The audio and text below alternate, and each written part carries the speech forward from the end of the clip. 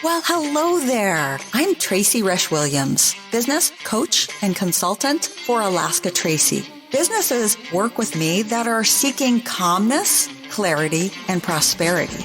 Using my vision mapping framework, I guide them on their journey to success. On this podcast, you can enjoy hearing inspirational stories of success, as well as business tips and tools that you can actually use. So thanks for joining in. And please remember, click the subscribe button, invite your friends, and leave a comment. Thank you.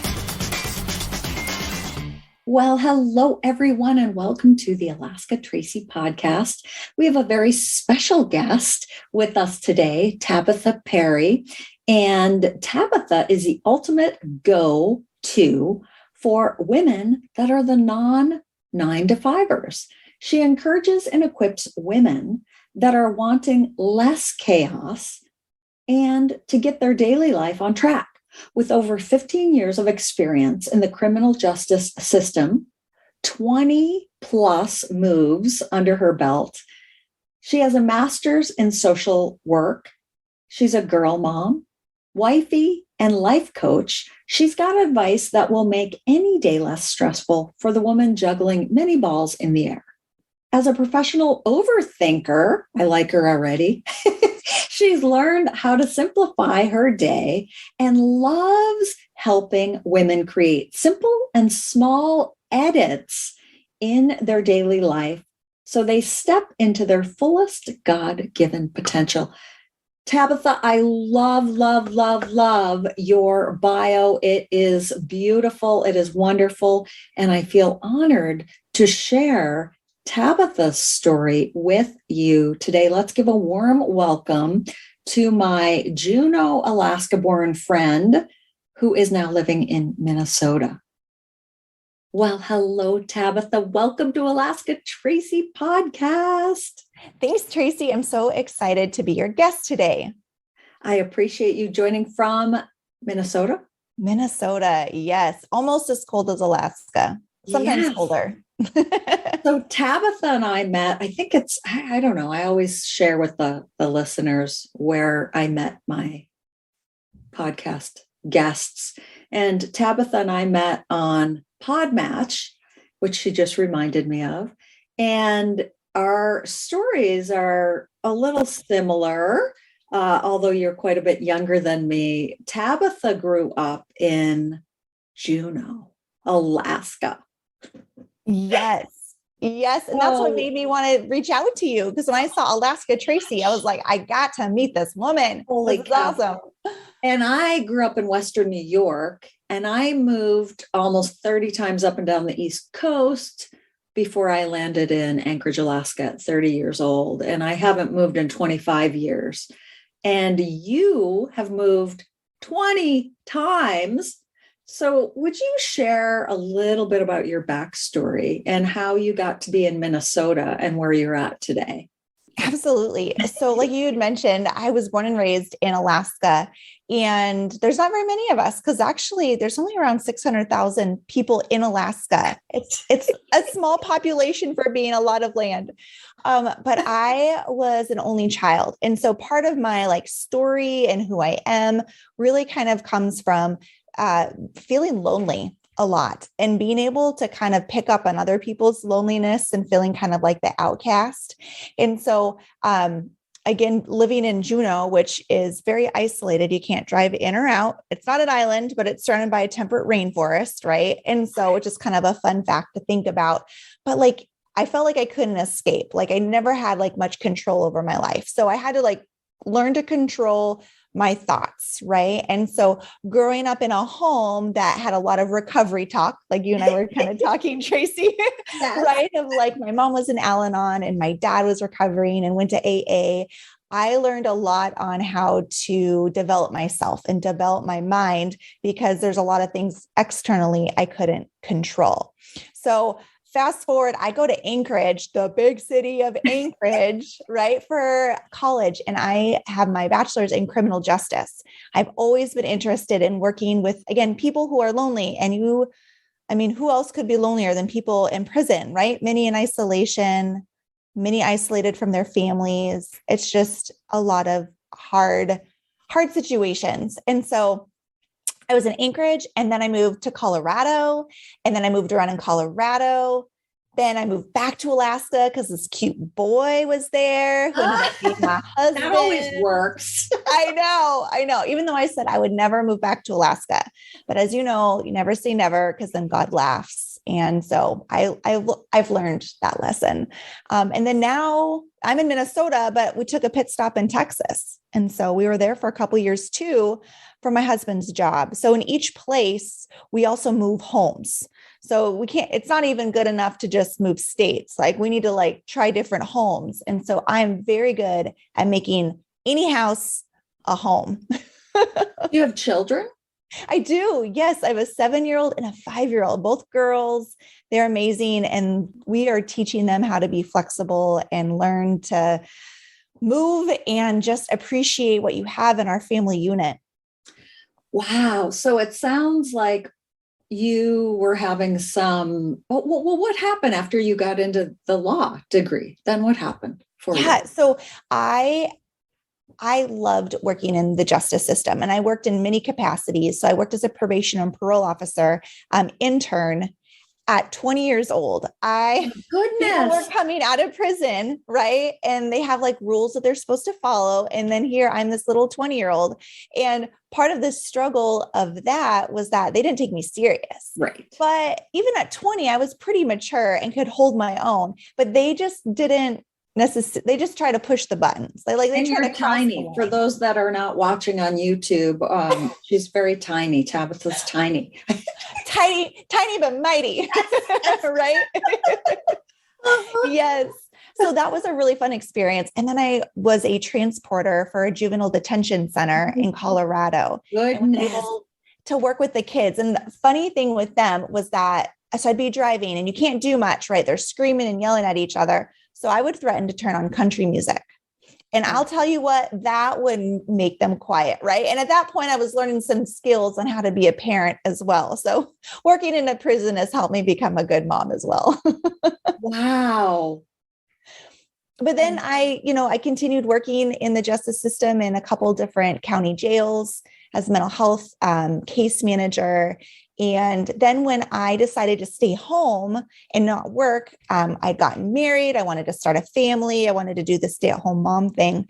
I volunteered in the prisons and led Bible studies because my heart was still to work with specifically women that were in prison. And so being able to kind of create my own version of my life, right? That's all that we want, is that we all want to be happy, and we want to incorporate the things in our life that bring out the best in us. And me being able to go into the prisons and realize that my life is super blessed, and to be able to encourage other women and come out and then also feel filled up too was really important.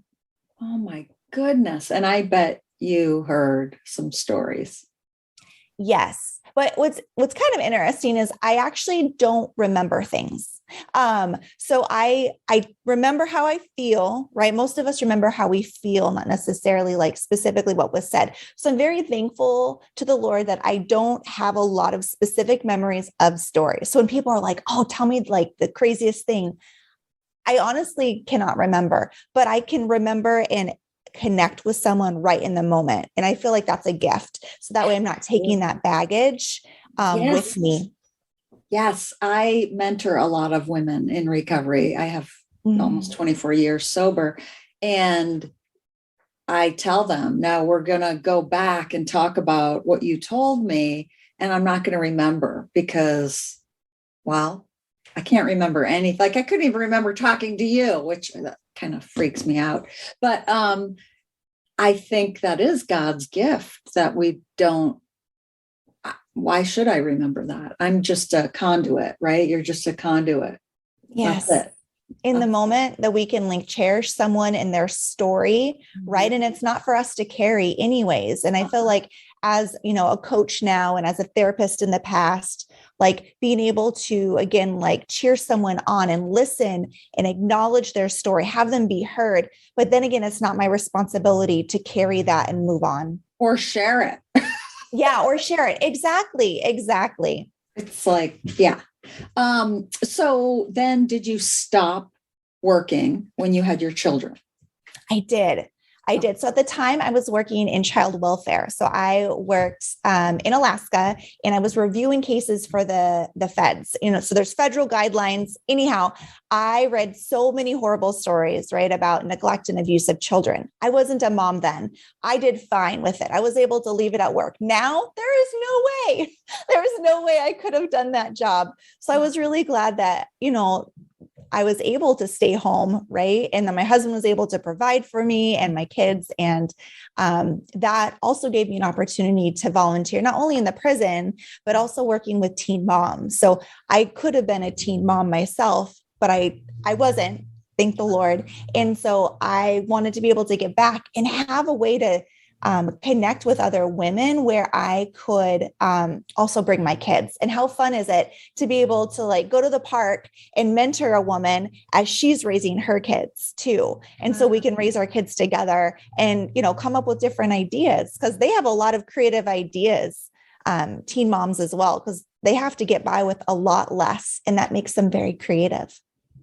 Wow, that is just wonderful. And I'm not a mom. So whenever I'm mentoring somebody that is a mom and they struggle, I'm like, you might want to reach out to, because I can't relate to that. I don't know, so that's really neat that you did that.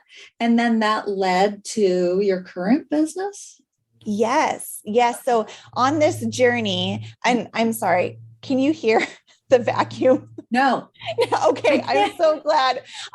If you're listening to this right now and you can hear vacuum, anyhow. Okay. Can't hear anything. I know we were, and it was funny because I was having distractions outside today too. And I thought, oh my gosh. And then I sent Tabitha the wrong link. And then there was a woodpecker outside.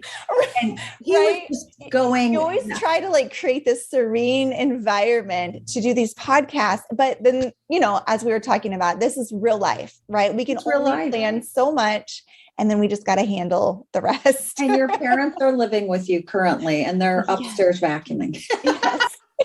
Which I can't hear it at all. Okay, wonderful. Okay, so I believe I was answering a question. Yes. So how did you pivot to get to where you are today? Thank you.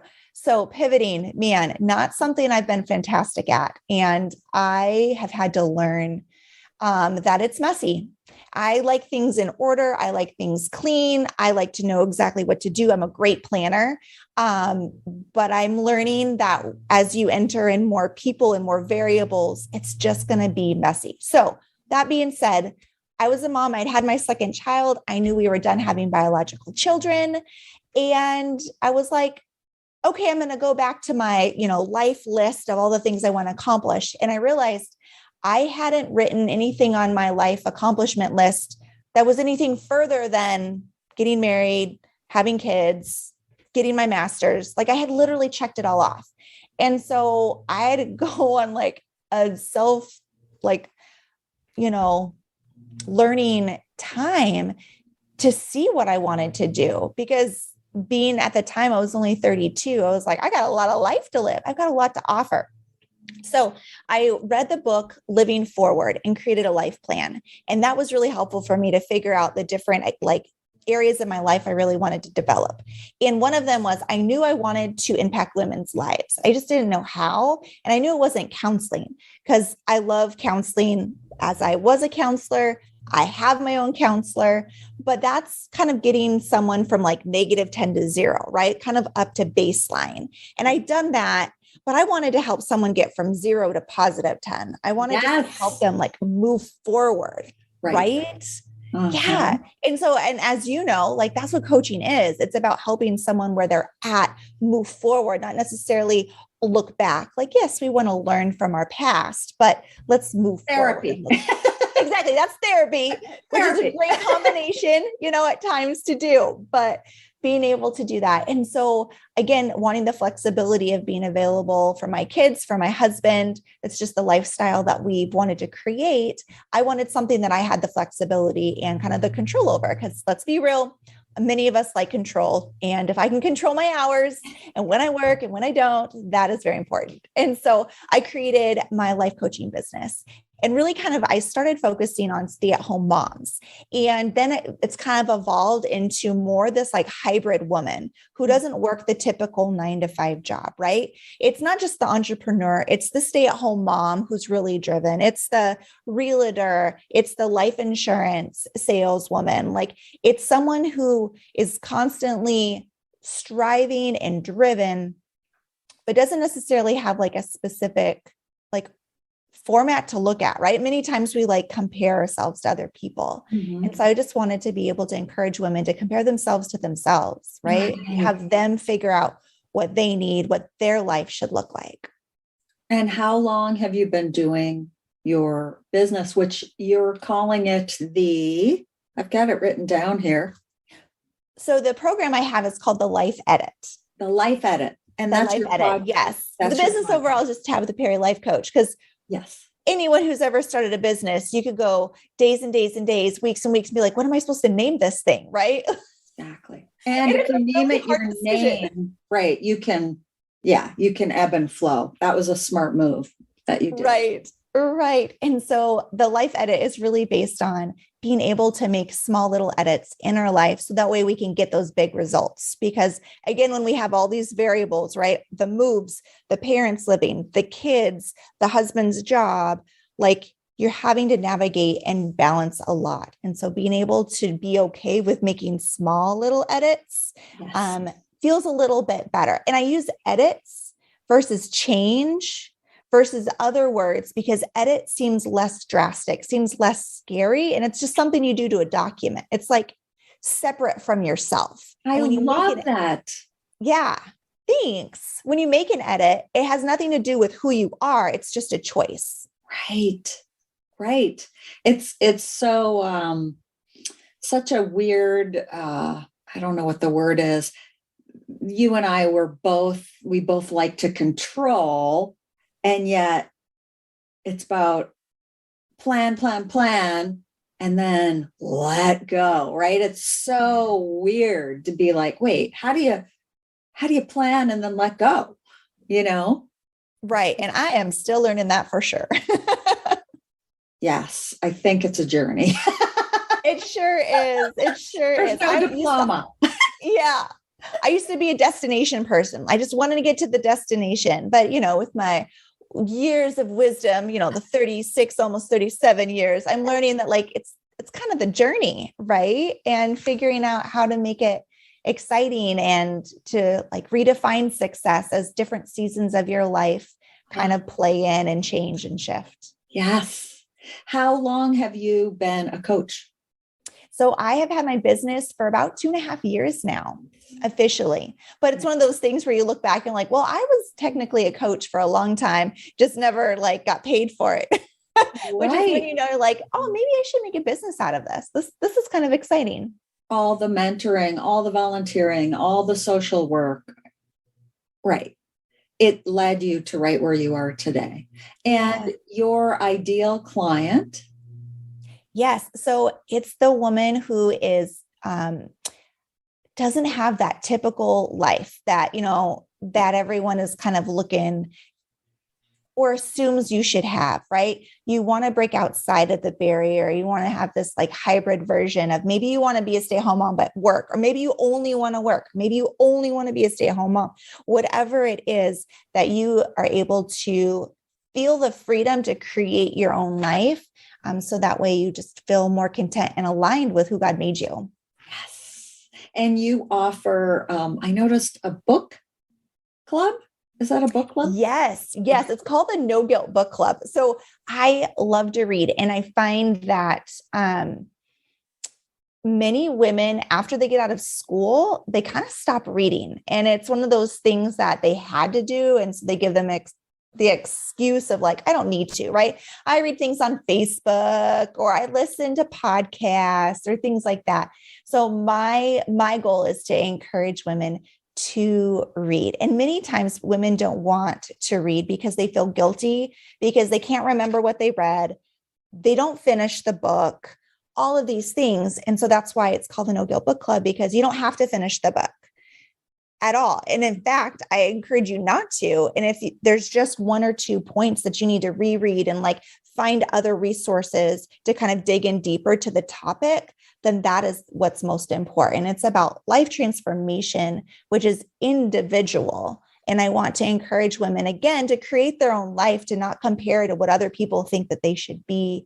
But the only way you're going to be able to know is by getting in new information and being able to figure out what you like and you don't like. And Wonderful. so the No Book Club provides that. That's wonderful. How can people get a hold of you to work with you, Tabitha? Yes, so they can access me through social media at Tabatha Perry Life Coach on Facebook and on Instagram. And then I also have a podcast called the Life Edit Podcast with Tabatha Perry as well. Wonderful. And one last question for you. How do you define success in your life? Ooh, this is a good one. So my initial response is by honoring God and helping others, but also like truly being able to be content in the moment and feel at peace with whatever is happening on the outside. So that way I just have that like inner peace, right? Like that is true success. If everything's going cray cray around me, if I'm feeling like confident and like secure, that to me is success as well. Wonderful. And you are successful. You've got your parents in town vacuuming above you with a podcast interview going on, and you're just calm as a cucumber. So well, good. There's been a lot of deep breathing and some, tools that I've been using through this process as well. Oh, it's been wonderful to connect with you, Tabitha. And I hope you listeners reach out to Tabitha, connect with her, engage with her. And as always, please click the subscribe button when listening to this podcast, or if you are watching it on YouTube, comment and leave a review. That would be great. Until the next time, thank you, Tabitha, and thank you, everyone, for listening to today's Alaska Tracy podcast.